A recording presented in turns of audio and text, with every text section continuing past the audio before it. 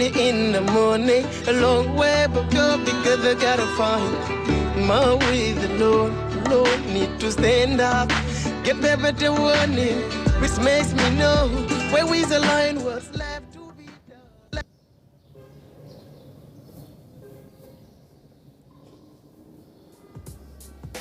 Mesdames, Messieurs, bonjour et merci de votre fidélité au programme de la Une. Je suis très heureuse de vous retrouver pour ce numéro de reprise de votre matinale Quinqueliba. Vos chroniqueurs habituels seront au rendez-vous tout au long de cette saison également. Et bien sûr, vous le savez, nos invités pour vous accompagner. Alors, Deweneti à tous, nous espérons que vous avez passé d'excellentes fêtes. Nos meilleurs vœux vous accompagnent bien évidemment en espérant pouvoir compter sur vous tout au long de cette saison également. Vous le savez, nous sommes en direct et nous attendons vos commentaires et réactions sur nos différentes plateformes digitales. Dans un instant, en plateau, vous retrouverez l'équipe du lundi. Je ne vous en dis pas plus. Je vous laisse découvrir la capsule du coach Tandahas et la gym. Dans un moment, on se retrouve en plateau. À tout de suite.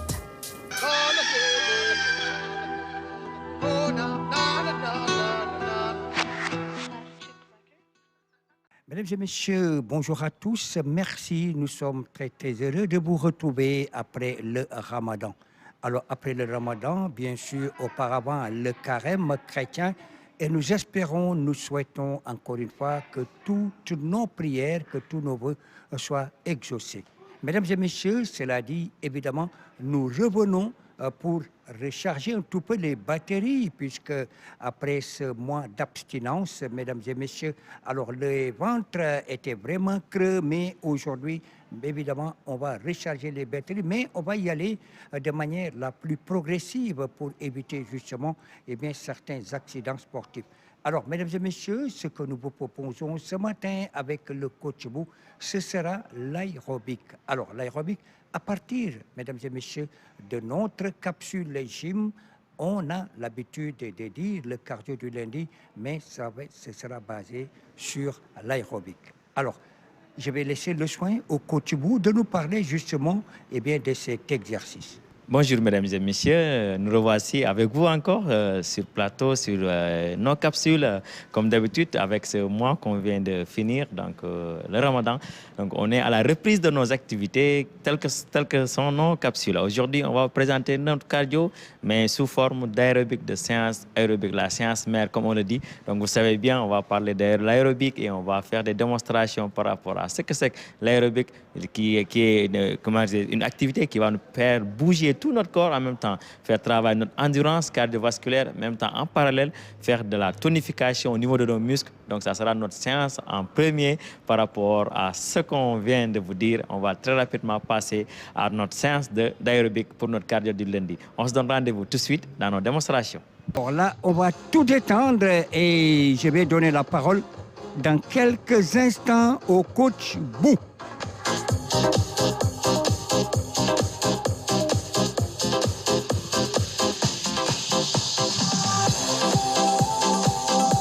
C'était notre cardio du lundi. Donc, vous avez vu une préparation physique généralisée pour notre corps, d'avoir une certaine aptitude, vu qu'on vient de terminer notre mois de Ramadan. Et là, on va entrer très rapidement dans notre programme. On vous dit à demain, Inch'Allah, dans nos prochaines capsules. Merci. Voilà, merci coach Bou dans sa gym personnalisée.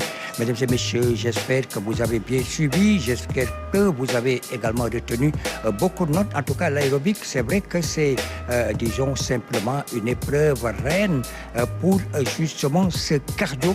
Alors, on va y revenir, Inch'Allah, mais je vous souhaite de passer une très bonne journée. Allez, à demain.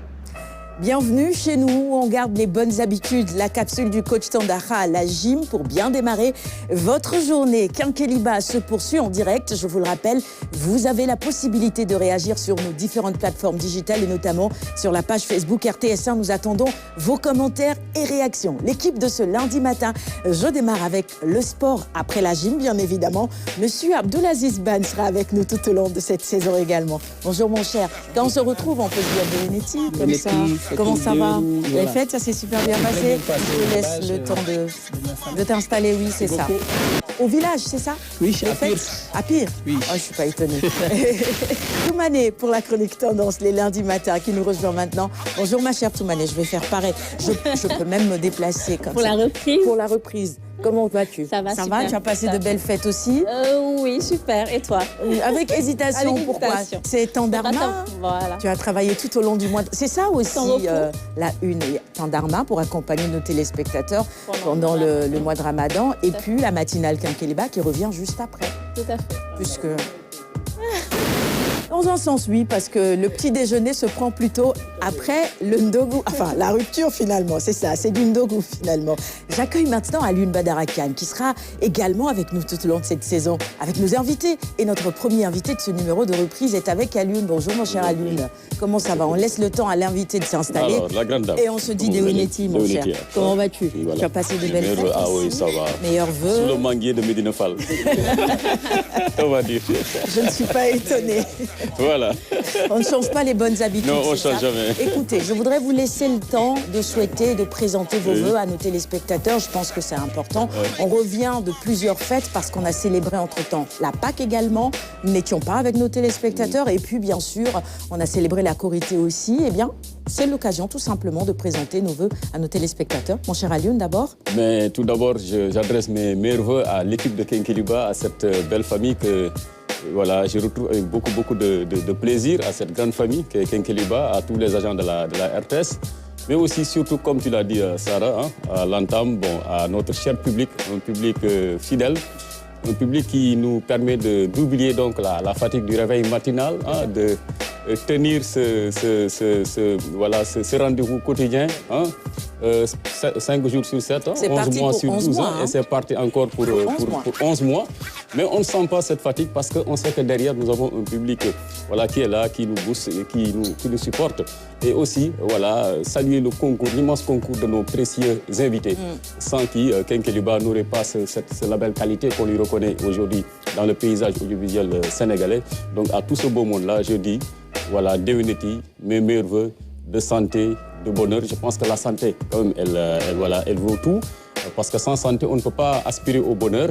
Et donc, d'abord, qu'ils soient tous en parfaite santé et que le bonheur après suivra, bien sûr, et que le Sénégal soit résolument donc ce pays phare qu'il est déjà ici en Afrique et à travers le monde. Et que le premier baril puisse enfin gonfler nos poches. On attend tous. Et en tant que responsable de la Fédération nationale des Gourgoulous du Sénégal, je ne pouvais pas terminer cette présentation de vœux sans revenir sur cela, la nécessité de gonfler donc les poches de Gourgoulou. Et Gourgoulou attend beaucoup du premier baril et certainement donc notre invité qui est économiste en la matière, bien sûr, ne va pas me démentir. Les attentes sont nombreuses et d'ailleurs d'où donc sa présence sur ce plateau pour revenir avec nous sur ces nombreuses attentes donc du peuple sénégalais liées donc bien sûr à l'exploitation du pétrole et du gaz, donc les perspectives économiques qui s'offrent à notre pays après donc cette troisième alternance réussie. Donc voilà, Sarah, ce que je voulais dire en termes de vœux. Encore une fois, merci à vous de m'avoir permis donc d'être là, d'être votre coordonnateur et c'est un immense plaisir, un grand honneur pour moi. On ne change rien. Voilà. Alioune, il est toujours aussi prolixe. Mon cher Ban, un petit mot. Non, c'est ça, tout à fait. On ne change absolument rien. Tout mané d'abord, ma chère. Les dames d'abord, oui. Moi, c'est avec un très grand plaisir que je rejoins, excusez-moi, la famille Tandarma, parce que la famille Quinqueliba, excusez-moi, Tandarma. C'est vrai que lors de Tandarma, on a reçu beaucoup de messages à l'endroit de l'équipe de Quinqueliba. Peut-être c'est pour cela que je confonds un peu les noms. Mais je souhaite également mes vœux de bonheur, surtout aux rubricards, aux chroniqueurs de Quinqueliba. Quinqueliba, c'est depuis plus de 10 ans. C'est vrai que moi, je n'ai pas été là depuis le début, mais je sais que ce n'est pas évident pour chaque semaine de trouver un peu un sujet à donner aux téléspectateurs. Plus de 10 ans, les téléspectateurs nous regardent et chaque jour, chaque semaine, de nouveaux sujets, de nouveaux thèmes intéressants les uns comme les autres. Alors, mes vœux de bonheur à tous ces rubricards, c'est vrai qu'on n'est pas là du lundi au vendredi, mais on les regarde faire aussi.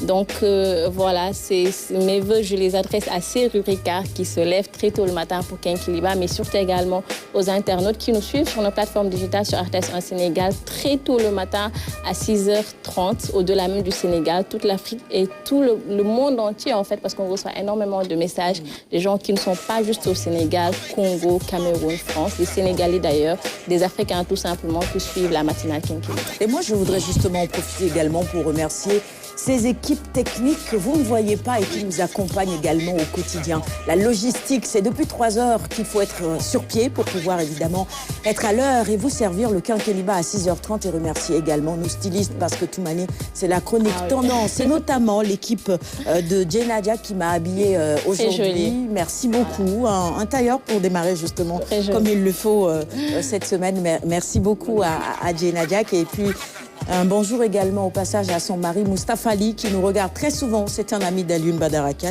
Il commente tout ce que tu dis, mon cher. La boutique, c'est Extrême Collection et c'est aussi Plaza. Maintenant, Ban, t'es venu. Oui, que dire plus après Alioune Badara et Toumani. Peut-être Deweneti à tout le peuple sénégalais. Surtout prier pour que le Sénégal soit aujourd'hui, à partir de ces moments-là, un pays développé et que le fameux Gorgoro de Alioune Badara puisse y trouver son compte. Également souhaiter les meilleurs vœux encore au peuple, à tout le personnel de la RTS. Surtout que cette maison-là soit aujourd'hui cette maison qu'on a toujours connue et que tous les agents s'y retrouvent. Surtout mes amis de la RTS2, une pensée à mes amis de la RTS2, et puis à Pirgourey, à mon village natal, Pirgourey, à Alioune Badara a oublié de citer Thiès. Oui, je ne refais pas tout le temps. Voilà. Donc, voilà, mes meilleurs vœux et que cette année soit l'année de la concrétisation de tous nos vœux et puis la réalisation de tous nos souhaits. Et oui, et ça passe par la prospérité également. Qui dit prospérité dit économie. Et c'est justement le thème que nous abordons ce matin dans la rubrique invité pour bien démarrer cette saison à Lune. Tu as déjà brossé un tout petit peu les sujets que nous aborderons avec notre invité. Je te laisse maintenant dire son nom à nos téléspectateurs. Alors forcément, il fallait que l'économie soit le premier sujet traité donc à la reprise de Quinqueliba pour cette nouvelle saison, tellement les attentes sont nombreuses et c'est tout à fait légitimement de la part donc, du peuple sénégalais qui aspire à mieux être et cela ne peut passer que par une situation économique florissante. Donc d'où notre option d'inviter sur ce plateau un économiste, mais il n'est pas n'importe qui dans ce secteur. Hein. Donc je m'en vais juste vous faire une petite présentation donc, de son CV, machallah, si élogieux. Alors Mohamed Ben Omar Ndiaye, professeur titulaire des universités et agrégé en économie à l'université Cheikh Anta Diop de Dakar. Mais il faut surtout préciser que de 2008 à 2016, si je ne me trompe pas, il a été donc le directeur général de l'Agence monétaire de l'Afrique de l'Ouest. Alors dont l'objectif est vraiment de tout faire pour que l'Afrique de l'Ouest puisse se doter d'une monnaie unique. Hein. Et jusqu'à présent d'ailleurs ce débat est toujours d'actualité parce que tous les peuples d'Afrique de l'Ouest veulent avoir une meilleure souveraineté monétaire. Et donc on reviendra sur cela, l'option de la monnaie unique dans l'espace CEDEAO. C'est le vœu exprimé par tous les peuples donc, de la région. Mais si cela ne marcherait pas, le Sénégal ne serait-il pas tenté d'avoir sa propre monnaie également? Donc on en parlera parce que le sujet n'est plus tabou depuis un certain temps. Mais avant tout, faire l'état des lieux de notre situation économique. Les signaux sont-ils au vert? Alors quelles sont les premières mesures que pourrait bien prendre donc le nouveau régime pour un coût de la vie beaucoup plus accessible, moins compliqué pour Gorgorlou? Et puis enfin sur la renégociation des fameux contrats gaziers et pétroliers, c'est l'une des promesses du nouveau régime. Quels sont ces pièges-là à éviter? Parce qu'on sait que les majors souvent sont quand même disposent de cabinets, de consultants, d'experts extrêmement rompus à la tâche. Et donc tout État qui renégocie des contrats devait quand même s'entourer de toutes ces garanties là pour que la négociation puisse bien profiter à son peuple. Donc voilà les questions qui seront au menu des échanges avec notre invité, professeur Ndiaye. Mohamed Ben Omar Ndiaye, bienvenue sur le plateau de la matinale Quinqueliba. Merci beaucoup pour la prononciation. Merci d'avoir accepté notre invitation. Merci beaucoup. C'est un grand plaisir pour moi d'être là pour la première fois à Quinqueliba. Donc je suivais de très loin quand j'étais en dehors du Sénégal, donc quand je travaillais pour la CEDEAO. Donc voilà, c'est une émission que nous suivons de très près. Et bon, que nous avons trouvé très enrichissante, très sincèrement. Et donc voilà, depuis lors, on suit de temps en temps compte tenu de nos préoccupations. Alors donc, mais aussi, je voudrais profiter de l'occasion pour vous remercier encore une fois. Et vraiment présenter mes vœux de succès pour l'ensemble du pays, donc chez vous-même, d'accord? Et commençant, comme on dit, quand on vient quelque part, on commence d'abord par le chef de famille. vraiment le directeur général et tout le personnel de la RTS, donc de me convier vraiment à ce plateau-là, très important, et pour débattre des questions essentielles aujourd'hui que traverse l'économie mondiale, l'Afrique, mais particulièrement au Sénégal, compte tenu de ce que nous avons connu récemment avec les élections, particulièrement l'élection présidentielle qui s'est passée, donc les différents rebondissements. Et donc, d'un côté, d'un extrême à un autre, donc, et qui nous a valu aujourd'hui une image vraiment très brillante au niveau donc, de la sphère internationale. Après ça, c'est ce qui va jouer, bien évidemment, sur les retombées, mais aussi sur les perspectives, donc aussi bien économiques que des considérations politiques et donc de développement de la démocratie. Absolument. En tout cas, merci beaucoup. Donc voilà, je suis à vos dispositions, comme on dit. L'exception sénégalaise préservée. Nous n'étions pas là durant toutes ces périodes. Il y a eu tellement d'événements que nous n'avons pas eu l'occasion de commenter. Mais ne vous en faites pas, on ne fera pas tout aujourd'hui en 90 minutes. Ce serait trop peu. Mais au fur et à mesure, on a 11 mois à passer ensemble. On aura l'occasion évidemment de revenir sur tous ces faits-là. En tout cas, merci encore une fois d'être sur ce plateau avec nous ce matin. Les sujets de ce premier numéro, Toumani, tendance. Alors, pour ce lundi, je vous propose de parler de dépigmentation. Vous allez me dire, voilà, vous allez me dire une fois encore. C'est l'actualité. Mais c'est l'actualité. Durant ce week-end, il y a eu pas mal de polémiques, surtout sur les réseaux sociaux, concernant le taux de décès lié à la dépigmentation. Raison pour laquelle, justement, on revient là-dessus avec un élément. Et justement, on aura également des personnes qui sont dépigmentées et qui, aujourd'hui, ont arrêté la dépigmentation. Très bien. Des témoignages à suivre. Dans la deuxième partie. Première partie, c'est le sport. Oui, sport, on va parler de foot local avec la Ligue 1 qui donc, a joué sa 20e journée, de même que la Ligue 2, revenir sur le classement de la Ligue 1, mais également parler de Lamine Camara qui a été nominé pour le prix Marc Vivien Foué, mais également revenir sur le basket avec la Basket African League avec le président Amadou Galafal. Très bien. Dans un petit moment, la chronique sport. Mais avant, je voudrais que nous puissions nous arrêter pour rendre hommage au doyen Mbaye Sidi Mbaye qui nous a malheureusement quittés ce week-end. C'est important parce que nous sommes sur la RTS et qu'il a formé beaucoup d'entre nous.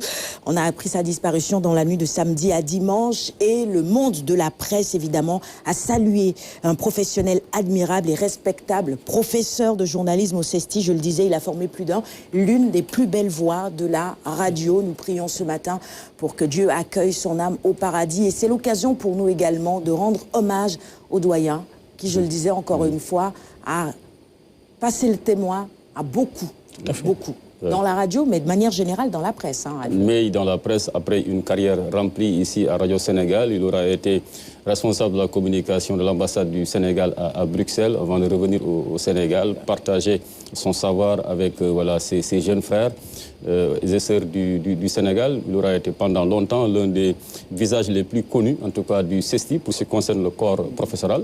Il a été mon encadreur, il a été mon professeur. Notre encadreur, voilà, c'est ça. Donc pour le cours éthique et déontologie qu'il dispensait. Donc cela démontre combien on lui accordait quand même de la confiance parce que c'est un cours qui renseigne sur la base. C'est la base.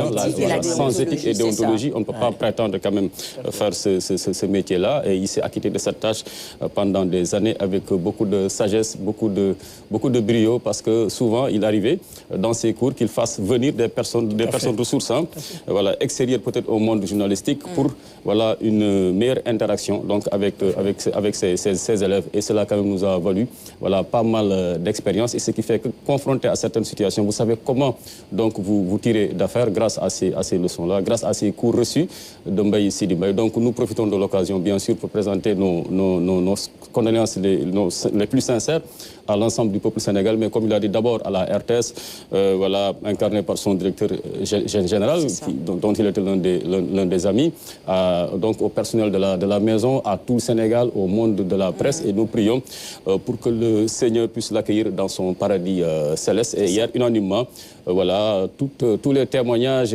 étaient concordants et unanimes, comme on dit, et cela quand même présage véritablement d'un au-delà. Enchanteur pour Mbaye Sidi Mbaye. Je crois que c'est comme ça qu'il faut vivre, c'est ça? Tout à fait, exactement. Comme ça qu'il faut vivre, servir d'exemple aux jeunes générations, surtout Mbaye Sidi Mbaye, quand il ne se limitait seulement pas à donner des cours d'éthique et de déontologie, même surtout dans le port vestimentaire. Exactement. Il te demandait de venir en classe avec costume, cravate, sinon même chemise avec cravate, pour pouvoir faire son cours, pour vous dire combien l'homme était élégant, combien l'homme tenait à l'étudiant modèle, pour vous permettre de pouvoir réussir sur le journalisme. Aujourd'hui, donc, il faut prier pour lui. Et au nom de la 41e promo à laquelle j'appartiens, on présente nos condoléances à sa famille, à la RTS, mais également à tout le peuple sénégalais. C'est une grosse perte pour la presse. Et rappelez que le ministère de la Communication a également salué la mémoire, je le disais, de ce professionnel admirable qu'il a été, et qu'il repose encore une fois en paix et que Dieu accueille son âme au paradis. On est le 15 juillet, vous le savez, c'est la journée mondiale de l'art. Celui de Toumani, 15 avril. J'ai dit quoi, juillet? 15 juillet. Je vais vite, moi. J'ai sauté combien de mois là? Le 15 juillet, c'est quelque chose qui risque de se passer de très bon. Oui, c'est ça. J'ai sauté mai, juin, juillet. Dans 3 mois, que se passera-t-il? Exactement. Peut-être une baisse considérable quelque part. Une baisse considérable. Les barils de pétrole. J'en ai aucune idée. Je ne sais pas si c'est un lapsus révélateur ou pas, mais on est le 15 avril. Vous notez, hein? On note le 15 juillet. Je prends note, hein? Voilà, 15 juillet. 15 juillet. Présage donc de Sarah. Hein? Voilà, 15 avril, c'est la journée de l'art. C'est noté. On va consulter les saltigués, peut-être, je ne dis pas. Bon, allez, tout manière, ton art, ça aurait été... Moi, j'aurais dit la mode, c'est ça? Dans une autre vie, non? Oui, on peut dire la mode, hein, même pas dans une autre vie, mais présentement, parce que lorsqu'on crée des tenues, maintenant on parle même de création, c'est de l'art. Et lorsqu'on pense à des stylistes comme Oumoussi, qui font réellement de l'art et qui ne cherchent pas forcément à avoir de l'argent, même si on parle d'économie aujourd'hui, mais pour eux, de base, la mode, c'est de l'art. Et vu que justement, je présente cette rubrique, oui, l'art, disons la mode. Notre invité, ça aurait été peut-être le sport, le foot. Le foot, c'est de l'art aussi. Hein. Mais oui, on m'a dit que vous avez joué au Navetan. Effectivement. Oui, en fait, j'ai joué au Navetan à la zone 6 de Yoff. Donc, pour même être meilleur joueur dans les années... Vous étiez bon ou pas? Vous étiez bon? Non, j'étais à l'AS Aéroport. Donc, le Yoff. Quel numéro? Vous étiez bon? À quel poste? Non, moi, j'étais très polyvalent. Je suis en milieu de terrain. J'ai joué 8 ou 6, donc... mais je joue à tous les postes. Voilà du concret. Voilà du concret, mon cher Alioune. On est dans le concret, là. Hein. Comme si je n'étais pas dedans, moi. Mais vous permettrez de présenter mes condoléances vraiment aussi à la RTS, l'ensemble du monde. Allez-y. Parce que aussi, comme vous avez dit, c'est un collaborateur, un collègue qui disparaît. Et je crois que compte tenu du profil que vous nous avez décrit tout à l'heure, qui enseigne l'éthique, la déontologie, qui construit aujourd'hui le soubassement, en tout cas de ce régime-là, je crois que c'est un élément très important, surtout ce qui concerne les journalistes et leurs spécialités. Tout à fait. Que nous présentons nos condoléances à la RTS, l'ensemble du monde des journalistes, mais également vraiment à sa famille. Merci beaucoup. On avance sur le conducteur. On va passer au sport maintenant, mon cher Abdulaziz. Toi aussi, tu as vraiment joué. Ça, tout le monde le sait. Les gens t'ont vu. On peut le confirmer véritablement. Même samedi, hein? Ah oui? Ah, tu continues. C'est très bien. Contre nos petits frères là, mais ils nous ont vraiment laminés. Pendant le mois de Ramadan? Non, après le Ramadan. Après la rupture. Les effets du Ramadan. Quoi. Ça n'a rien à voir. Le sport, c'est une question d'âge aussi, mon cher. Quand on joue avec les plus jeunes, il faut faire attention. Le sport, juste après ceci.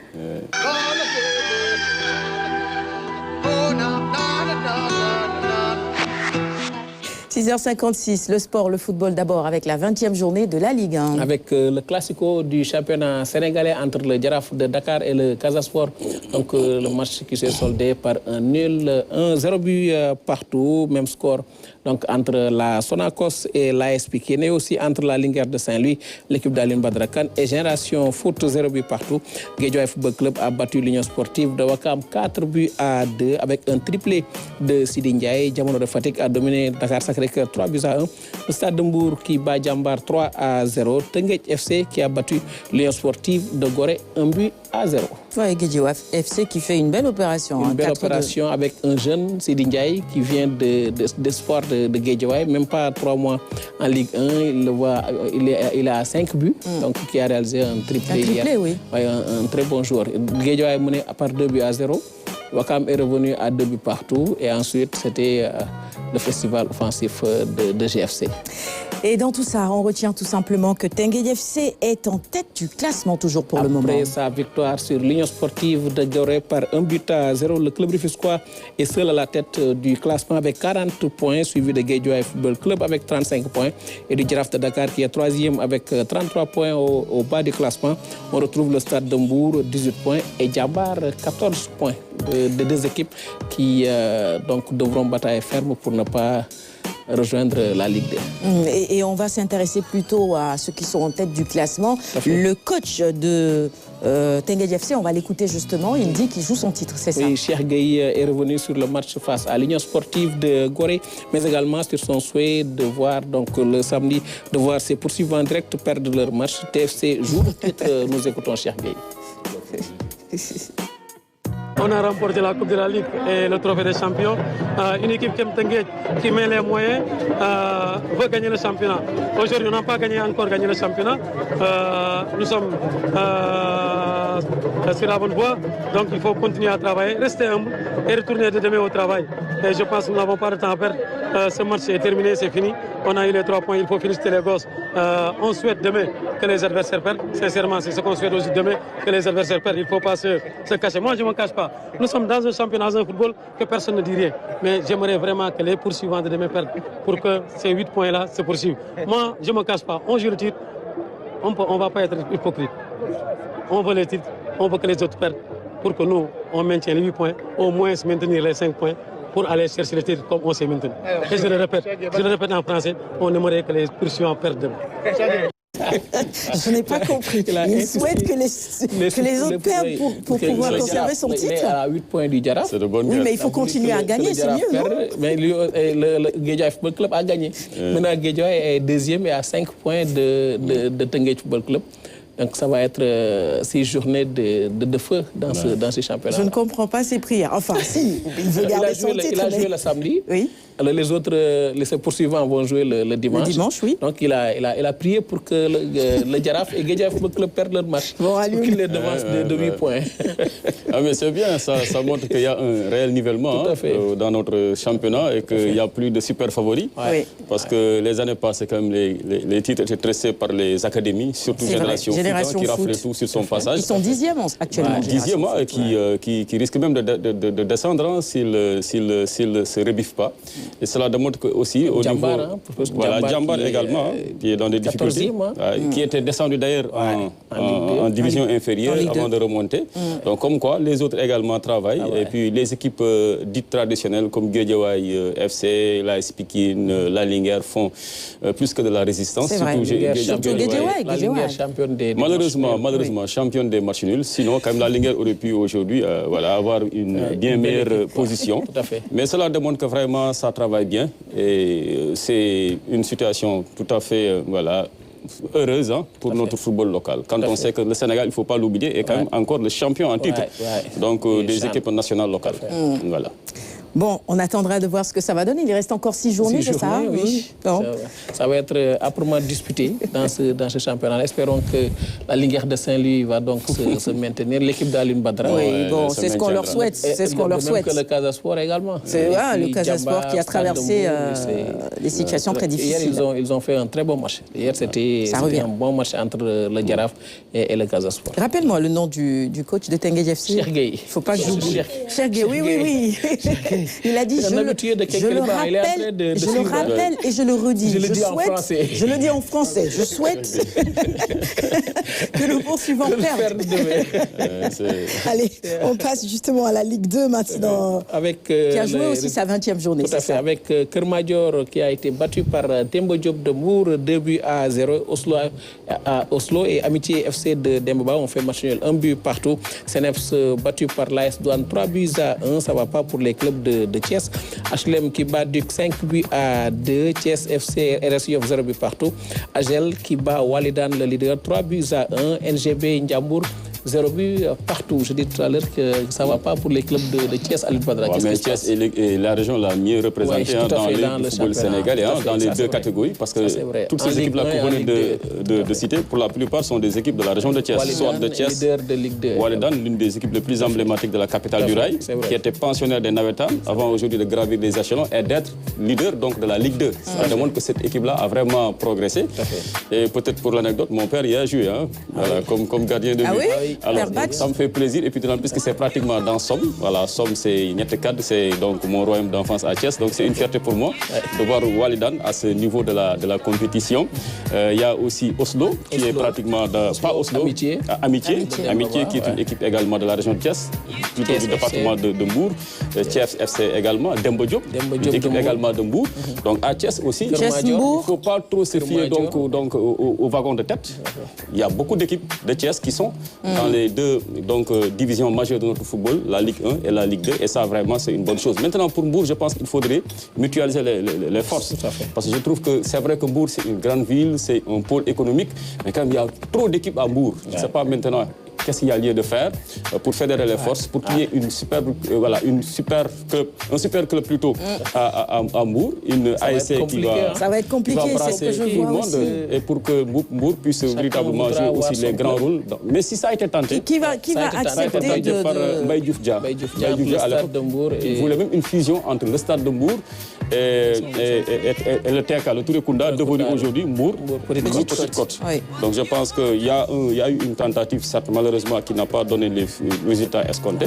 Mais on peut toujours réfléchir pour voir comment faire pour que Mbour puisse avoir un très grand club qui pourrait rivaliser avec les autres de Dakar, parce que Mbour dispose d'un vivier formidable, mais si chacun il va seul, chacun vient avec peut-être ses petites forces, voilà, ça donnerait peu de résultats. Donc, au final, avec les autres clubs qui sont en national, qui sont en division. Si, c'est la région la mieux représentée. Thiès l'incontournable, n'est-ce pas, voilà, comme quoi. Moi, je suis toujours déçue lorsque je vous écoute parler, parce que je ne vois pas Diamono de Fatick. Diamono, qui a fait un bon résultat. Ah oui, Diamono, oui. C'est pourquoi on parle de nivellement. Le résultat de Diamono tout à l'heure, qui a gagné. A gagné par 3 buts à 1. Enfin, c'est bien. Chacun se signale pour sa région. Coucou, depuis Dakar à tous les Fatickois qui nous regardent. Voilà, tu m'as dit vous faire un petit clin d'œil ce matin.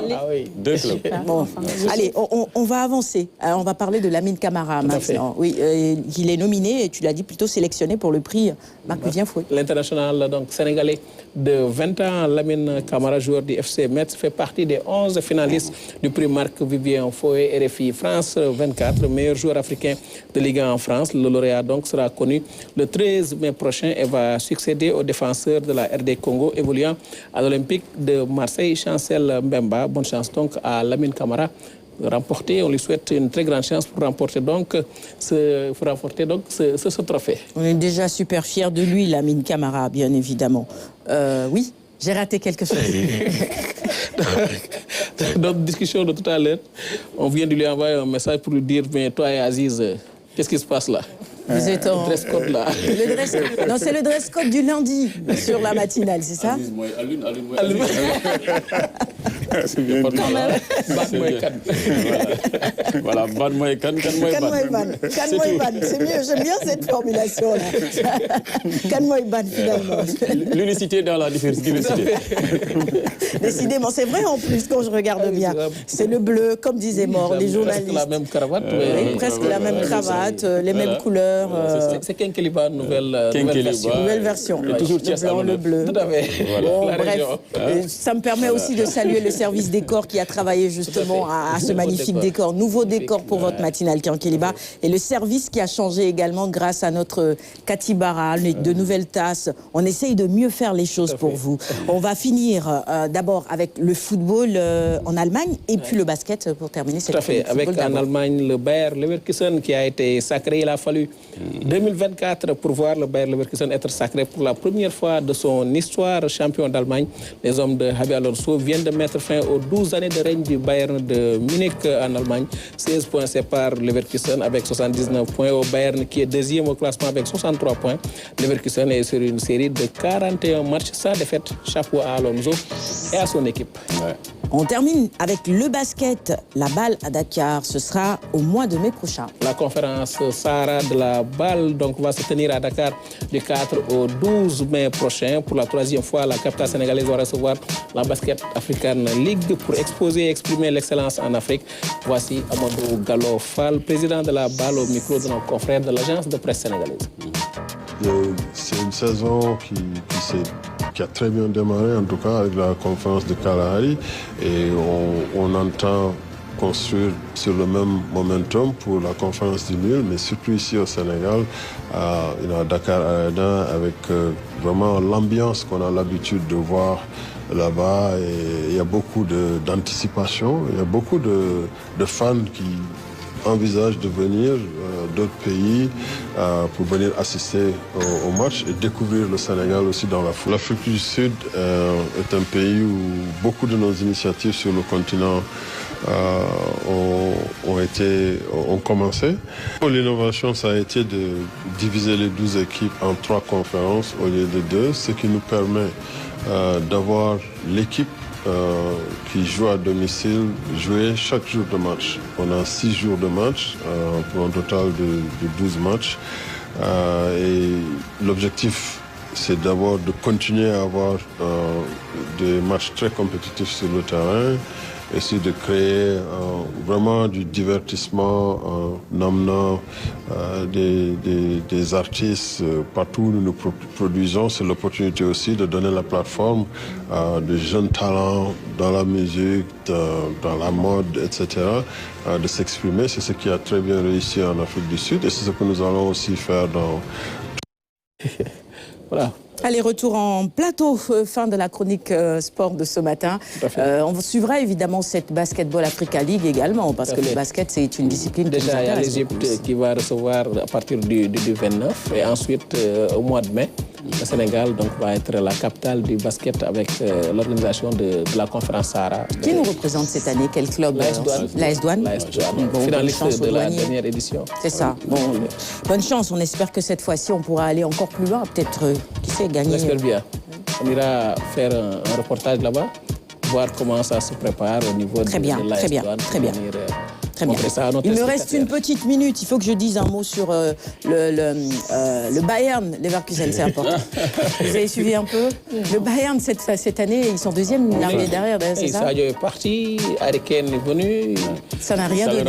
Harry Kane, ça je vais dire, Harry Kane. Harry Kane comme Ali Badara Kane. Ali Badara, il ne peut plus être parent. Est-ce que c'est pas lui finalement qui a apporté la malédiction? Le fameux chat noir. Il est venu, le Bayern depuis 12 ans était champion toujours. Mais cette année, avec le prince Harry, donc il n'a pas... Le Bayern n'a pas gagné, donc c'est Leverkusen qui, donc, avec 16 points à 5 journées de la fin. Là, c'est fini. Donc c'est largement mérité pour l'équipe de Xabi Alonso, vraiment.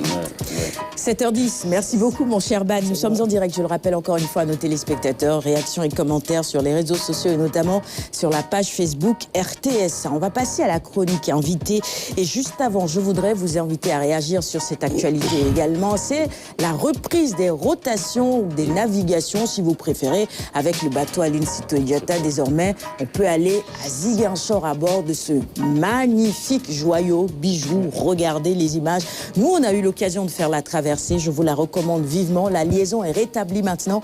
Et pour quelqu'un qui a vécu pendant plus de 6 ans ou 7 ans finalement, 8 ans à Ziguinchor, j'imagine que c'est heureux de voir cela, n'est-ce pas? C'est une grosse fierté de voir le bateau faire le trajet, parce qu'ils sont nombreux, ces Sénégalais qui prennent le bateau pour aller à Ziguinchor, pour quitter Ziguinchor, venir à Dakar.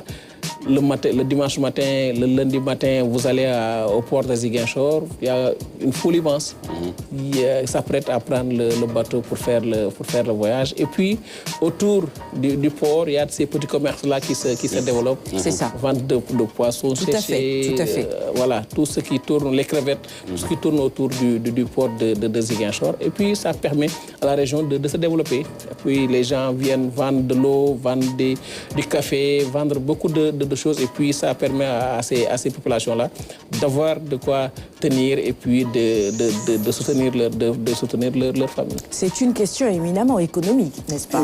Évidemment, parce que si vous regardez depuis que le bateau a été arrêté, donc les rotations... Pendant environ 10 mois. Voilà, exactement. Donc ça a créé un blocage concernant vraiment la fluidité des marchandises, des personnes, aussi donc voilà, des biens en général.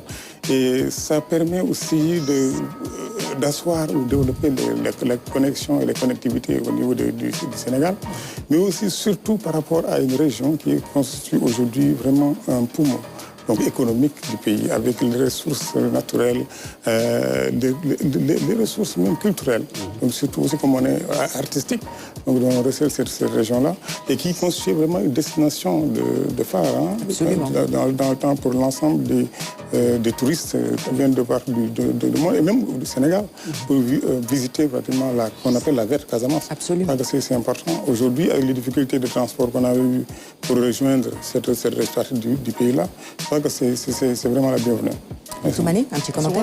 J'avais parlé du tourisme, mais effectivement, on dit que le monde est devenu un village, mais même à l'intérieur des pays, on voit maintenant des hommes qui sont ici à Dakar, qui travaillent à Dakar, mais qui ne passent pas peut-être les week-ends ici. Avant, c'était plus simple entre Thiès et Dakar. Maintenant, avec l'aéroport de Saint-Louis, les gens vivent à Saint-Louis. Pendant le week-end, ils retournent. Avec la Casamance aussi, peut-être les gens comme moi, peut-être qui avaient peur de prendre la route pour aller en Casamance. C'est beaucoup plus simple justement aujourd'hui de prendre le bateau et de... Le chantier sur l'axe Sénégal-Ziguinchor, aujourd'hui il est recommandé de prendre le bateau. Au moins c'est moins fatigant et puis c'est... Rien que pour la vue, regardez ces images, c'est tellement beau. Bon, après si on a le mal de mer, c'est autre chose. Mais véritablement, qui arrive aussi. Oui, moi je recommande cette traversée-là à nos téléspectateurs. C'est beau. Surtout aller voir Caravane avec... Exactement. Les différentes îles et autres. Les îles, au loin, vous avez les berges du fleuve. Jogger. C'est magnifique. Le bateau magnifique. annonce que nous sommes à l'entrée de jogger sur le fleuve Casamance. C'est magnifique. On a encore quelques jours de repos ou pas? Non, c'est la reprise. Pourquoi pas aller à Kékiliba là-bas? Oui. J'ai bien regardé, vérifié, mais je pense que... Regardez s'il n'y a pas de petites dates là. Voilà, il va falloir garder patience pour peut-être avoir encore quelques jours de congé. Et ça, Allez, on y va. Sur le bateau.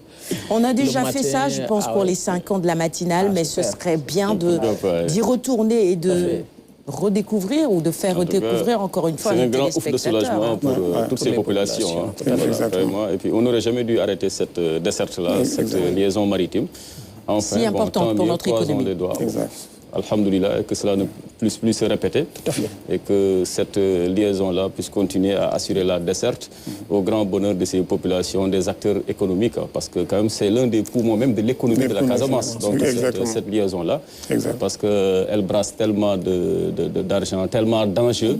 Donc durant cette longue période d'arrêt, j'imagine que beaucoup de nos concitoyens du Sud, certains d'entre eux en tout cas ont perdu leurs emplois, voilà, avaient du mal peut-être à joindre les deux bouts. Enfin, avec ce retour-là, donc du bateau, c'est un très grand ouf de soulagement pour eux. Enfin, donc disons alhamdoulilah. Nous arrivons à Ziguinchor à la période des mangues, vous envoyez un sac de mangue à la maison, un sac de mad, et tout à chaque période.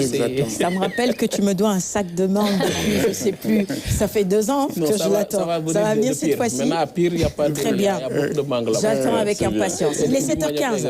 On va passer à la première partie de la rubrique invitée juste après ceci.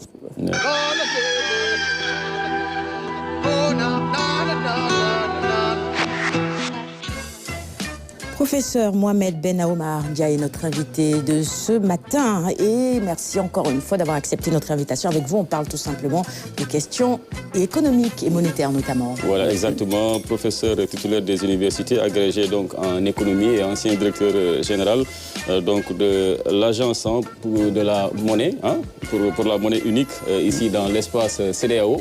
Alors, et donc, je crois qu'il est voilà, celui qu'il nous fallait pour décrypter l'actualité économique et nous projeter sur, voilà, disons, le futur du Sénégal, hein, avec bien sûr l'exportation prochaine du gaz et du pétrole, et surtout aussi la fameuse question donc de la monnaie unique. Mais professeur, tout d'abord, avant peut-être d'envisager des réformes et tout, il faut nécessairement, ça c'est une démarche hautement scientifique, faire l'état des lieux.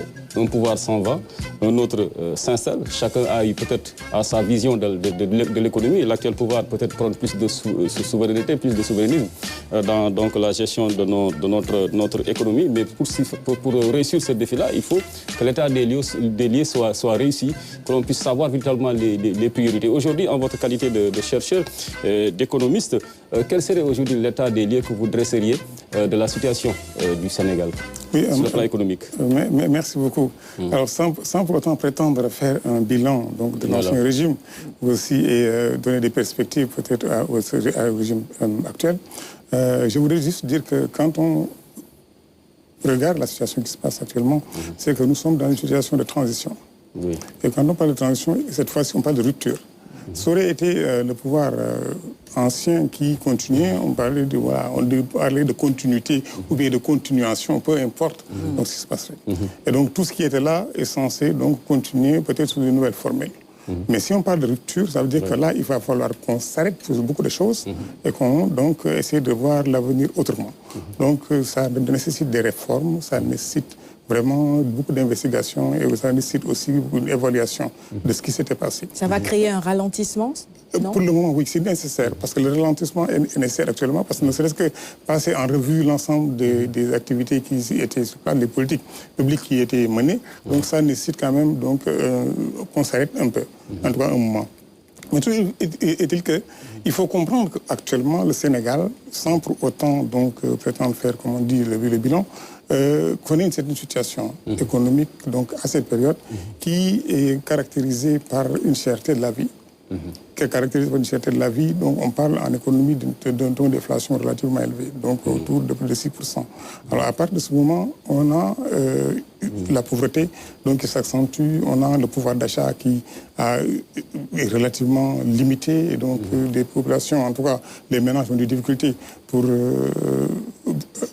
satisfaire les besoins, en tout cas fondamentaux. Et ça, c'est quelque chose qui, d'abord, existe au niveau mondial, mais particulièrement au Sénégal, donc compte tenu de la structure de notre économie qui essentiellement importe donc beaucoup de produits, alors dont nous nous nourrissons.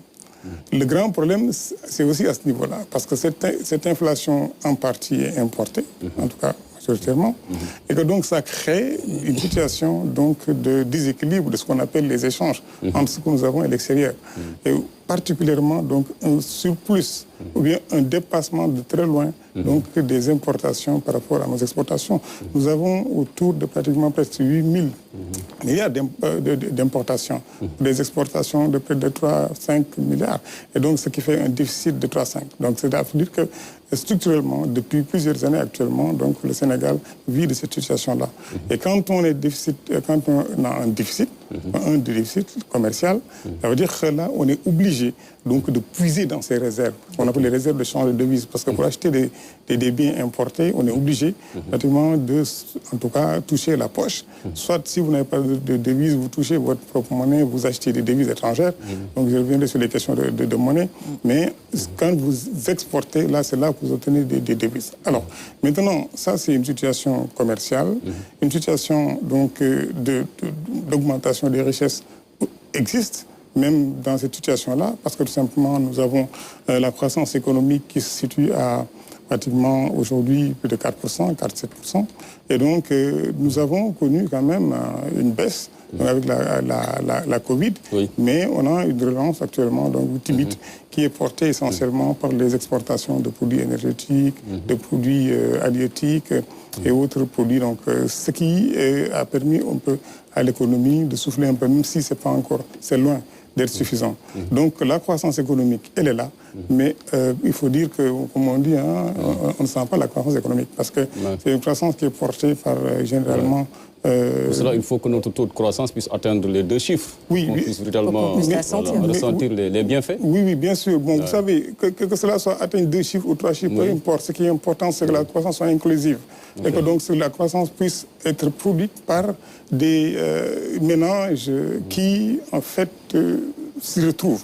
Et bon, quand la croissance est produite par essentiellement des compagnies qui sont des compagnies étrangères et qui rapatrient les bénéfices, donc qui sont comptabilisés au niveau de l'économie nationale comme étant des sociétés qui produisent. Donc c'est pour cela qu'on dit que notre taux de croissance est extraverti. Mais exactement, c'est exactement cela. Donc c'est exactement cela. Parce que si vous avez pratiquement... donc je vous donne un exemple. La commande publique actuellement au Sénégal fait près de 3 000 milliards. Voyez-vous, et cette commande publique est captée essentiellement par des entreprises privées à hauteur de plus de 70%. Donc le secteur privé national ne prend que 30% ou moins. Et donc, vous voyez un peu. Alors, je dis souvent que si les 70% de ce montant-là, à peu près 2700 milliards, donc, est pratiquement rapatrié à l'externe, donc on dit que, bon, c'est vrai que nous, le budget, nous cotisons au budget national à travers différentes sources de recettes et autres. Et donc, si ce budget-là, pratiquement, est... C'est comme si c'était reversé à des entreprises étrangères. Donc, voilà, pour tout simplement ne pas jouer le rôle qu'on souhaitait sur la croissance économique, pour impacter sur les populations. Donc ça, c'est un problème. C'est vrai qu'on doit attirer les investissements directs étrangers, mais aussi l'attrait des investissements étrangers devrait aller sous certaines conditions. Donc voilà, d'impliquer généralement le privé sénégalais. Là, je crois que la loi sur la commande publique a des choses à révéler donc, pour développer le partenariat public-privé. Donc ça c'était un aspect donc, pour ce qui concerne l'économie du Sénégal, mais aussi du point de vue budgétaire maintenant. Alors il faut comprendre que les recettes budgétaires, c'est vrai, ont augmenté ces dernières années, mais en fait il faut comprendre que les dépenses ont augmenté encore beaucoup plus. De ce fait, nous allons dans un cycle de déficit budgétaire donc, qui dépasse la norme de l'UEMOA, qui est le poste de la CEDEAO. Donc, et ça, ça doit trouver un financement. Déjà, la masse salariale est importante, de 2 000 milliards. Et donc, si nous avons pratiquement, donc, par année, et si nous avons pratiquement un déficit budgétaire qui fait 4% du PIB, donc à peu près 17-18 milliards, 18 milliards, donc ça fait quelque chose qu'il va falloir trouver. Est-ce que c'est inquiétant ? Oui, en fait, c'est inquiétant, bien sûr, parce qu'il va falloir financer le déficit budgétaire. Parce que quand il y a un déficit, c'est parce qu'il y a un supplément des dépenses de l'État, en tout cas par rapport aux recettes qu'on obtient. Et à partir de ce moment, il faut trouver un financement quelque part. Donc les principales sources sont d'abord les impôts, les taxes et autres, les ressources internes. Ensuite, vous avez pratiquement les prêts et autres qui viennent s'ajouter, les dons qui viennent s'ajouter à ça. C'est ça qui va constituer pratiquement l'essentiel du budget du pays. On va surfer sur le sujet dont j'allais parler de la monnaie, justement. Est-ce que, dans la perspective de cette monnaie unique, qui devrait évidemment réunir, on va dire, tous les pays de l'UEMOA, ECO, on en parle aujourd'hui, est-ce que cela pourrait changer la donne pour nos pays et notre pays particulièrement le Sénégal? Est-ce que la monnaie peut vraiment changer la donne? Bien évidemment, tout dépend du rôle qu'on va faire sur la monnaie. C'est ça qui est important. Donc la monnaie, c'est une chose. Une autre chose, c'est que le rôle que joue la monnaie. Vous savez, la monnaie, essentiellement, donc, a trois fonctions essentielles. D'abord, vous utilisez votre monnaie pour pouvoir échanger entre vous. Et si vous n'échangez pas, ça pose problème. Ou si la monnaie ne facilite pas les échanges, ça pose problème. Ça veut dire qu'elle ne joue pas son rôle. Donc c'est un intermédiaire des échanges. Ce qu'on a remarqué au niveau de la CEDEAO, au niveau de la zone franc en général, c'est que la monnaie, en fait, n'a pas permis de développer les échanges comme cela se devait. Alors ça aussi, donc, on a dit que ça a failli vraiment à une de ses fonctions. Alors c'est pourquoi, d'ailleurs, beaucoup de questions se posent sur vraiment l'efficience de la zone franc, ou l'utilité de la zone franc, ou son efficacité. La zone franc en général, donc, est particulièrement donc, au niveau de l'UEMOA. Alors si vous regardez du point de vue historique, je dis que donc, ce débat-là, c'est vrai, vient à son heure, c'est vrai, mais il faudra quand même essayer d'expliquer la légitimité de ce débat-là. C'est que quand on regarde du point de vue historique, on a la zone franc qui est née depuis 1939, mais opérationnelle à partir de 1945. Donc entre 1945 et l'année prochaine, vous allez avoir 80 ans donc d'existence. Malheureusement, les échanges intracommunautaires n'ont pas dépassé, donc, difficilement, ou atteignent difficilement même les 15%. Alors ça pose problème. Alors c'est pourquoi que c'est tout à fait normal, une institution qui fonctionne depuis très longtemps et dont les performances ne sont pas au rendez-vous, à partir de ce moment où on s'arrête, on pose la question, là on essaie de voir quelle ça c'est une chose. Réformer ou changer? Janvier. Réformer ou changer? Janvier, changer implique réformer aussi. Donc ça aussi, c'est ça.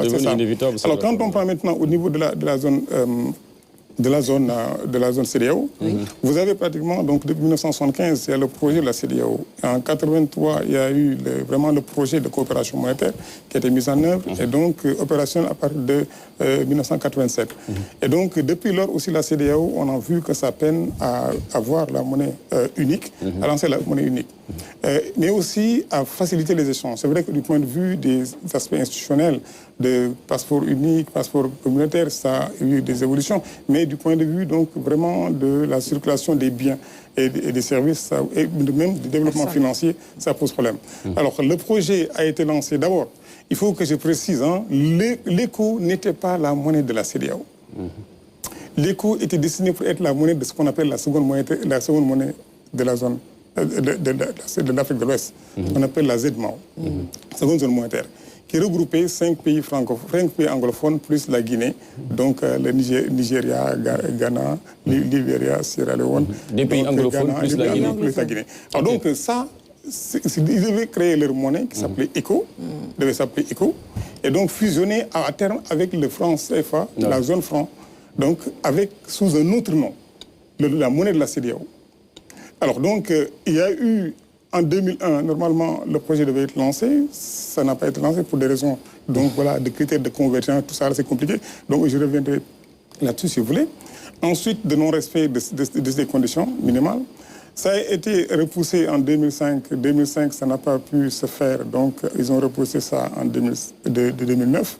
En 2009, ça n'a pas pu se faire, ils ont repoussé ça en 2024. Et en 2015, ça n'a pas pu se faire, ils ont repoussé ça en 2020. En 2020, c'est en 2027 maintenant. Maintenant, on est à 3 ans de 2027. Et ce sont les mêmes conditions, en fait, qu'on pose avant qu'on peine à remplir. On les avait remplies à par moment, mais vous savez, le remplissage de ces conditions-là demande une certaine durée. C'est-à-dire qu'on parle de conditions durables. Si vous remplissez les critères de convergence, il faut presque 3 ans. Et donc, ce qui détermine les critères de convergence sont plus conjoncturels que structurels. Et donc, fluctuent en fonction de l'agriculture marche. Donc, vous avez une bonne pluviométrie, ou bien s'il y a une crise, automatiquement, Ebola, Covid, automatiquement, tout s'envole. En 2019, si vous regardez, on avait pratiquement presque 7 pays qui respectaient les critères, tous les critères de convergence. D'accord? Sur les 7 pays, pardon, il y a 6 qui respectaient les critères de convergence et 6 autres pays qui respectaient 3 critères de premier rang sur les 4 critères. Alors donc, il n'y avait que 2 pays qui ne respectaient pas les critères de convergence. C'était le Libéria et le Nigeria. Et donc, malheureusement, après, l'année qui suit, ces pays n'ont pas respecté. Donc, du fait de ce que... On ne va jamais y arriver. Il faudrait bien franchir. On n'est même pas au même niveau de développement économique. Laisser les autres qui sont un peu à la traîne. Il ne faut pas également que ça soit un gros détranglement. C'est pourquoi je dis que, du point de vue historique, quand on regarde l'évolution des institutions, il y a nécessité de s'arrêter et de réformer. Parce que ça ne va pas. Exactement. Voilà, ça n'a pas on s'est arrêté, on a réfléchi, il faut le faire. Mais si on prend l'exemple de l'euro, ils ont d'abord adopté la monnaie unique. Après les autres, ont rattrapé le train en faisant les réformes nécessaires avant d'intégrer l'espace euro. Est-ce qu'on ne devrait pas suivre le même modèle? Vous savez, on a suivi le même modèle que l'euro jusqu'à présent. Parce qu'en fait, la stratégie qui était suivie, c'est tout simplement ce qu'on appelle la stratégie progressive. On avait discuté sur des stratégies de Big Bang, ça veut dire qu'aujourd'hui, demain, on lance la monnaie, d'accord, et que les gens s'ajustent. Ensuite, ou bien on dit que si 75% des pays pratiquement qui ont le PIB atteignent les critères, automatiquement on y va. Mais si vous prenez le Nigeria qui représente plus de 60% donc du PIB de la région, et que vous achetez un pays, c'est fini. Donc ça veut dire que ça aussi, ça ne marchait pas. Maintenant, ce qu'on a fait, c'est une démarche progressive depuis lors. C'est-à-dire suivre les critères de convergence comme l'euro. L'euro a commencé en 1957. L'euro a lancé en 1999. Donc ça fait 42 ans. Donc nous, Nous avons commencé en 1975, d'accord, avec la Chambre de compensation, il faut dire, même si le programme est allé en 2007, mais jusqu'à présent, on peine. Maintenant, ce qu'il nous faut, c'est vraiment essayer de revoir toutes les stratégies. Parce que ce qu'on a fait, c'est qu'on a travaillé sur une feuille de route, donc qui était censée lancer la monnaie unique, mais en un bloc. Donc, tout le monde, ceux qui respectent les critères, vont y aller. L'Europe, c'est la même démarche, mais l'Europe, la différence, c'est quoi? C'est que l'Europe a suivi ce qu'on appelle le serpent monétaire. Et vous allez comprendre ça. C'est-à-dire qu'il y avait des marges de fluctuation. À un moment, il va falloir que tout le monde s'arrête, qu'on fixe nos relations, d'accord? Et pour qu'on s'habitue au change fixe qu'on va avoir. Et maintenant, c'est ça qu'on appelle le serpent monétaire. Quand vous êtes tout le monde statique et qu'on avance, on a des parallélismes. Mais à un moment donné, de lancer l'euro, si vous vous rendez compte, il y a certains pays comme l'Italie qui a des difficultés et ils ont élargi un peu, ils ont été un peu plus flexibles, ils ont parlé maintenant de boa monétaire pour permettre aux autres pays qui avaient des difficultés de s'adapter, donc de pouvoir y être et de trouver des mécanismes après de compensation donc des déficits ou bien des difficultés qu'ils avaient. Maintenant, chez nous aussi, je crois que c'est ça qu'il nous faut. On doit aller vers ça. Il est question de lancer la monnaie unique. Il faut y aller. Maintenant, lancer la monnaie unique, vous allez me parler de CFA, c'est-à-dire que le CFA n'a plus sa raison d'être, parce que la monnaie unique va remplacer le CFA, le Naira, le Cedi et toutes les autres monnaies. Donc ça, c'est prévu. Maintenant, et remplacer ce CFA-là, cela veut dire qu'il y aura, dans la feuille de route qui a été définie, une déconnexion vis-à-vis de l'euro. Et donc, on va avoir une connexion avec un panier de monnaie. Un panier de monnaie, cela veut dire quoi? Cela veut dire qu'on échange avec des pays. Donc, si vous regardez dans le pacte colonial avec la France, on échangeait avec la France. Alors, la parité fixe dans le sens que si vous échangez mutuellement les biens et les services, circulent très bien entre vous. Donc, votre partenaire commercial, donc tout est fluide. Maintenant, si vous regardez la cartographie des partenaires, ça a beaucoup changé. Ça s'est densifié. Exactement. On traite évidemment avec l'euro maintenant, donc, bien sûr, mais plusieurs partenaires en Europe, en Italie, donc en Espagne et donc la France, compris. Mais si vous regardez en dehors de l'Europe, vous avez l'Inde, vous avez la Chine, vous avez le Pakistan, vous avez les États-Unis, donc l'Australie. Donc les autres monnaies qui utilisent pratiquement la livre sterling, le dollar US, le yen, le yuan, sont là. C'est comme si maintenant cette fluidité-là qui existe entre les autres partenaires, il va falloir avoir un taux de change fixe avec chacun d'entre eux. Et donc, au lieu d'avoir un taux de change fixe avec chacun d'entre eux, c'est comme si vous faites une moyenne de leur monnaie et vous approchez à ça. On fixe. Mais on a la possibilité mieux de s'ajuster. Donc, de modifier les taux de change pour pouvoir procéder à des rééquilibrages dans nos économies. Merci beaucoup, professeur, pour ces éclairages. Voilà, ça semble donc moins compliqué pour nous profanes. Donc, on ne peut pas passer du jour au lendemain donc, du CFA à une autre monnaie, à une monnaie unique. Surtout, il faut quand même certaines convergences à respecter pour y parvenir. Mais c'est dans l'ordre du possible, parce que d'autres entités l'ont fait. On prend l'exemple de l'Union européenne, pourquoi pas donc l'espace CEDEAO. Et dans la deuxième partie, peut-être une question beaucoup plus domestique, le coût de la vie. Alors, quel levier activer pour quand même le faire baisser dans les plus brefs délais? Je pense que c'est l'une des attentes légitimes donc, de Gorgorlou donc, auprès du nouveau pouvoir. Donc tout cela également, Inch'Allah, on vous y répondrait dans la deuxième partie. Hein. Merci beaucoup. Restez en plateau avec nous. Ne bougez surtout pas. Il est 7h34. Bon, en une minute parce qu'il faut qu'on avance. Parce qu'en fait, il faut revenir sur le concept de monnaie d'ancrage. Parce que c'est important. Et donc, quand on a une monnaie d'ancrage, c'est par rapport donc, à la stabilité. Mais on a proposé d'avoir un taux de change fixe mais ajustable, avec un panier de monnaie donc, qui est aujourd'hui utilisé au niveau de la Banque africaine de développement, communauté de compte, au niveau de la CEDEAO, communauté de compte, mais aussi donc, au niveau même de l'Union africaine, communauté de compte. D'accord? Et qui regroupe vraiment toutes les monnaies-là, donc de ces pays-là, partenaires. Merci pour la précision, parce qu'on est suivi par des experts également. Et sur ces questions-là, on sait que c'est économiste contre économique, donc très précis dans ce que l'on dit. Place maintenant au clip du jour, deuxième partie de cette émission. D'autres questions pour notre invité. Et la chronique tendance avec Toumane, sujet d'actualité aujourd'hui également. Restez avec nous. Pour la dernière partie de cette émission, nous parlons tendance avec Toumane. Ce matin, on parle des pigmentations. c'est ça? Tout à fait. Polémique concernant le post de Dr Babacar Diop sur Facebook. Il dit, je cite, « Depuis décembre, toutes les femmes dépigmentées, j'y arrive, atteintes de cancer de la peau et hospitalisées sont décédées sans exception. » Pour parler de cela, je vous propose de regarder l'élément. Bien sûr, on aura d'abord Dr Lee qui revient sur les conséquences de la dépigmentation, mais également des témoignages d'anciennes, disons, des femmes qui se dépigmentaient avant. Regarde. Cancer cutané, allergie au glutathion injectable, mycose. Tout ça, ce sont les conséquences. Tout ça, c'est les conséquences de ces produits. La gale, acné. Et vergetures aussi. Vergetures. C'est comme si on prenait toute la poubelle dans un autre pays et qu'on l'amène ici en Afrique. Il y a des hommes, si tu les vois, tu sais que ça, c'est pas leur teint naturel. Mais de plus en plus, ce qui est dramatique, les enfants, certaines mères utilisent ces produits pour éclaircir la peau de leur enfant, pour harmoniser le teint dans la famille. On reconnaissait la Sénégalaise par son magnifique teint noir. Et maintenant, les teints noirs, comme moi, on les cherche à la loupe. Là, vous voyez comme mon visage est vraiment clair. Et vous voyez le corps comme c'est foncé. Ouais. J'avais 2 dents, en fait. Je me dis que c'est peut-être par rapport au regard des autres. Tu te dis, si je suis plus claire, j'attirerai plus l'œil. Parce que je ne me trouvais pas belle. Ça, c'est toi? Ça, c'est moi. J'avais beaucoup de taches. Là, je commençais à mettre sur le corps. Il y a une plus grave et ça m'a donné plein de boutons et ça me grattait. Là, j'ai commencé à arrêter. Vous voyez? Le teint naturel qui revient. Plus, oui, mais j'avais des taches. Vous voyez les mains. Regarde le cou.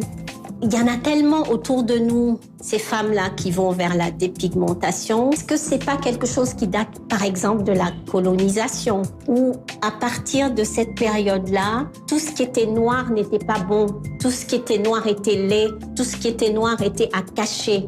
Est-ce qu'on ne nous a pas fait un lavage de cerveau pour nous faire comprendre que, ma foi, tout ce qui est blanc, tout ce qui est lisse, tout ce qui est clair, est ce qu'il y a de mieux sur Terre? Si tu vois, les clips, c'est des filles claires qu'on prend.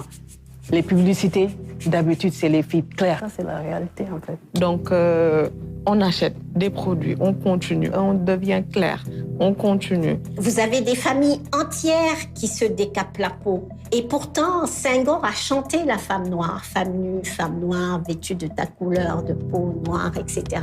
Mais Senghor avait une épouse blanche. Donc, y avait-il pas un paradoxe? Même si tu regardais, tu ne peux pas savoir ce produit-là, qu'est-ce qu'il fait, qu'est-ce qu'il détruit.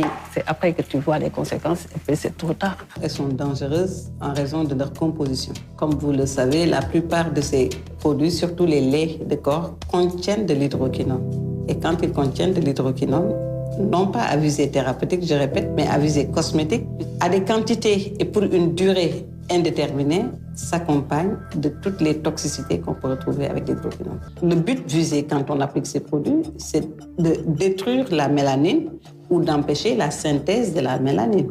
Or, quand on détruit la mélanine pour des personnes qui vivent sous les tropiques, avec le soleil, vous voyez ce que ça produit, puisque la mélanine est censée nous protéger contre les radiations UV qui sont cancérigènes. L'utilisation de ces produits dépigmentants, ceux-là et d'autres, constitue un facteur de risque de l'apparition de ce qu'on appelle les dermo-hypodermites bactériennes, qui, je le répète, constituent la première cause d'hospitalisation aujourd'hui dans les services de dermatologie en Afrique, au sud du Sahara. Si on veut interdire ces produits-là, il faut interdire leur entrée dans le pays. Donc il y a une forte responsabilité de l'État par rapport à ça, parce qu'ils rentrent au Sénégal normalement.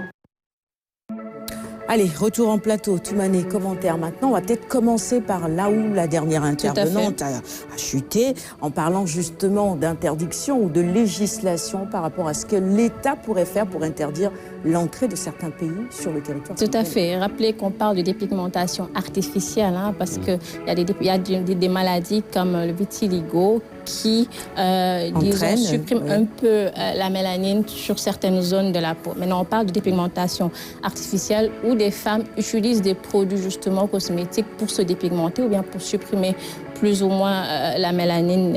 Donc, c'est vrai, tu parles de l'État. L'État, il y a pas mal de lois justement qui, disons, qui aident à contrôler justement l'entrée de ces produits qui nous viennent d'ailleurs. Lorsqu'on prend la loi de 66-48 sur la date de péremption et la conservation sont des produits qui, au niveau de ces produits, on a la date de péremption, il n'y a pas de souci, on laisse entrer naturellement. Il y a également une autre loi 2021-25 sur le prix et la facturation. C'est-à-dire que si le produit vient avec une facture, entre guillemets, on se dit que c'est légal dans son pays d'origine et on laisse passer sans pour autant prendre en compte que ce produit, même s'il a une facture, il peut être dangereux. Maintenant, l'État est allé plus loin. L'État est allé jusqu'à peut-être interdire justement la publicité ou bien le fait qu'au niveau des médias, que ce soit les télévisions publiques comme privées, de mettre en avant, bien de faire passer des publicités qui mettent en avant ou bien les produits pour éclaircissants, vendre ça, ces produits cosmétiques qui dépigmentent. Mais est-ce qu'on ne devrait pas aller plus loin et poser justement des actes pour revoir un peu ces produits au niveau même de l'importation, je vais dire, parce que c'est là où se trouve le problème. Parce qu'on connaît certains dérivés, l'hydroquinone par exemple, il y a des produits, on peut contrôler le taux, quand on voit un produit avec un certain taux d'hydroquinone ou d'autres dérivés, on peut interdire que ces produits-là puissent entrer sur le territoire sénégalais. Exactement. Et maintenant, au-delà même des médias, les Sénégalais, ou bien les Sénégalais, je vais dire Sénégalais, parce qu'il y a pas mal d'hommes qui vendent ces produits et qui le font, ils l'ont dit. Au-delà même des hommes, les enfants aujourd'hui aussi sont dépigmentés, ce qui est grave. Moi, pendant la Covid, j'ai vu des enfants, parce qu'au niveau des quintaux, vous rendez compte que voilà, ces enfants ont été dépigmentés. Alors, lorsque je reviens aux médias, c'est vrai, lorsque l'État dit, oui, la RTS ou bien les autres télés privées ne fait pas passer de publicité qui mettent en avant ces produits, mais on oublie les plateformes digitales. Aujourd'hui, à la longue, même ces Sénégalais qui devaient être influencés, par exemple, par nous qui passons à la télé, ils ne suivent pas forcément la télé. C'est pas pour rien que cette émission passe en direct sur nos plateformes digitales, parce qu'ils sont sur les réseaux sociaux. Et aujourd'hui, les vendeurs vendent directement sur les plateformes digitales comme TikTok, Facebook. Maintenant, est-ce que la loi devrait justement prendre en compte ces médias-là? Parce que finalement, c'est comme les télévisions. Aujourd'hui, ils ont des micros, ils ont tout ce qu'il faut pour mettre en avant, pour faire des émissions, des podcasts. Tout à fait. Et ça vend même mieux sur les réseaux sociaux. Ça vend même mieux. Et les chimistes, entre guillemets, s'il vous plaît, qu'on connaît, reconnus, et qui vendent ces produits-là, est-ce qu'il ne faut pas faire quelque chose? C'est vrai que c'est du business, mais derrière, c'est des questions de santé publique aussi. C'est terrible, surtout quand elles s'affichent avec des personnalités publiques. Exactement. Surtout quand elles s'affichent avec des personnalités publiques. Vous parlez des... Bon, j'utilise elles parce que souvent, c'est des dames. L'une des plus célèbres, je pense, la dame là, voilà, Savon. Il ne va pas faire de publicité, oui. Savon, là, qui s'affiche avec des personnalités du pays censées protéger. Voilà, donc le public de ces dérives-là. Donc je pense qu'il y a vraiment du travail à faire pour conscientiser les masses. Et l'électrochoc, le déclic devrait venir de cela qui constitue aujourd'hui donc les visages du Sénégal sur l'international qui sont censés nous représenter. Par exemple, chez la gente féminine, quand je vois une grande dame responsable d'une structure publique qui s'adonne à la dépigmentation, bon Dieu, quelle image renvoie-t-elle de notre pays? Et la perception que la jeune fille qui la regarde aura donc de sa couleur de peau.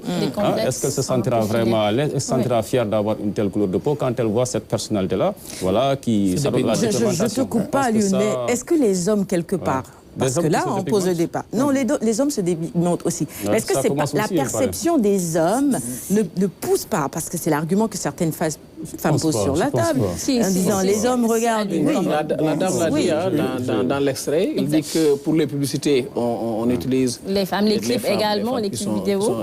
Mais vous ne regardez pas le teint clair, pas clair, ça nous attire. On devrait peut-être faire un sondage sur ça aussi. Du point de vue réflexe, les gens pensent que ce qui est clair est joli. Alors, ce n'est pas toujours le cas. Alors que ça attire, mais ce n'est pas toujours le cas. D'ailleurs, c'est ce qui fait qu'il y a toujours des surprises à de dernière minute. Alors, ce qu'on doit faire, c'est plutôt éduquer les enfants dès le bas âge sur la nature de leur identité, donc culturelle, sur eux-mêmes. Donc, je crois que c'est ça qui est important. Et ça doit commencer depuis l'école primaire. Inculquer les valeurs à nos enfants, de sorte que quand ils grandissent, ils grandiront avec ces valeurs-là. Exactement. Oui. Parce que peut-être il faut déconstruire l'idée que depuis la crèche le blanc, même, avec des poupées made in Africa. Exactement. Merci ma chère Toumane pour ce sujet ce matin. Vous pouvez continuer à réagir sur nos plateformes digitales. Nous, on est pratiquement à 2 minutes à la fin de cette émission. On redonne la parole à notre invité. On a 2 questions pour vous. À l'une, en avait déjà placé une. Ouais. Quel levier activer pour vraiment réduire le coût de la vie, baisser le prix du pain pour... par exemple, pour nous, les CRR, hein, c'est ce qu'on voudrait. Et puis, deuxième question, l'opportunité, puisqu'on parle de monnaie, d'avoir une monnaie locale, nationale, bien à nous, par rapport à une monnaie communautaire. Oui, alors je ne veux pas décevoir, mais c'est vrai que c'est un peu difficile pour le moment, pour un gouvernement qui vient de s'installer. Donc, vous regardez, je disais que l'élection présidentielle se passe au mois de février. Alors, le budget qui a été voté avant, c'est le budget au mois de novembre, en fin d'année. Et donc, au mois de février, le recouvrement n'est pas encore au top. Alors, de ce fait, automatiquement, il y a des difficultés, en tout cas pour ce qui concerne l'exécution des dépenses. Ouais. Alors, le gouvernement en place doit activer le génie vraiment des recouvrements, donc de réduire le train de vie de l'État, d'essayer de voir les niches vraiment qu'il faut exploiter pour avoir beaucoup encore de recettes, voir les angles où il y avait des leakages, on dit des fuites, pardon, pour pouvoir les arrêter. Des fuites de capitaux, donc des fuites de recettes aussi. Et donc, je crois que le gouvernement s'attelle à ça. Alors, quand on s'attelle à ça et qu'on fait face à des pressions, donc de demandes sociales urgentes, où actuellement on est dans une situation où vraiment l'urgence et les priorités pratiquement se bousculent. Tout est urgent, tout est priorité. Donc là, ça pose problème. Alors, à mon avis, je crois qu'il faut laisser le temps. Le gouvernement doit faire maintenant, la chose qu'il doit faire, c'est de stabiliser les prix pour éviter qu'il y ait pratiquement des surenchères. Parce que les recettes ne sont pas là. Baisser des prix signifie pratiquement qu'il faut agir sur des subventions. D'accord ? Et donc, les subventions, c'est encore du budget, alors qu'il faut payer les salaires. Chaque mois, il faut payer des salaires. Parce que, bon, voilà, 90 presque à 100 milliards de salaires à payer. C'est énorme pour les fonctionnaires. Et donc, il faut procéder à ce qu'on appelle un assainissement des finances publiques. Alors, l'assainissement des finances publiques voudrait dire quoi? C'est-à-dire qu'il faudra ceux-là qui doivent payer des impôts, qu'ils payent. Payer des impôts. Ouais, je crois que nous sommes au début, en ce trimestre-là, que tous ceux qui doivent payer des impôts payent immédiatement des impôts. Ça, c'est la première chose. Une autre chose, c'est que les possibilités de paiement d'impôts, il faudra les exploiter, ce qu'on appelle les niches. Et donc, d'élargir l'assiette fiscale. Alors, autre chose, c'est que maintenant, les fuites. Alors, tout ce qui avait la possibilité de corruption, de détournement. Je crois que, bon, heureusement que nous avons à la tête de l'État des anciens inspecteurs des impôts. Et je crois qu'ils connaissent très bien les angles, les coins et les recoins qu'il faut fermer. Et là où il faut vraiment ouvrir. Sur ce plan-là, on peut leur faire confiance. Mais très bien. Je crois que diminuer les prix actuellement, c'est un peu prématuré. Il faut quand même un peu de temps pour à ce que les choses se mettent en place. Donc voilà, et que les finances reviennent à un niveau vraiment soutenable. Merci beaucoup. La monnaie locale, on va attendre notre invitation. Il est 8h01. D'accord. Bon, de toutes les façons, ils ont raison. D'accord, c'est juste une minute. C'est vrai qu'on discute, le débat c'est monnaie régionale ou monnaie nationale.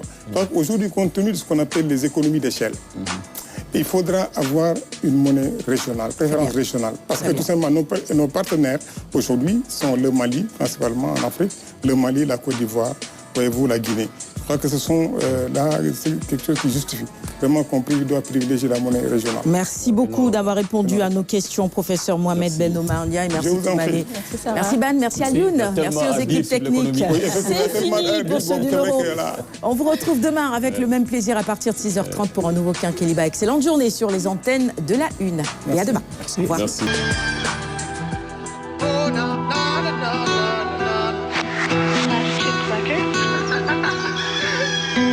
Gotta wake up early in the morning, a long way but go because I gotta find my way. The Lord need to stand up, get better warning, which makes me know where we align what's left.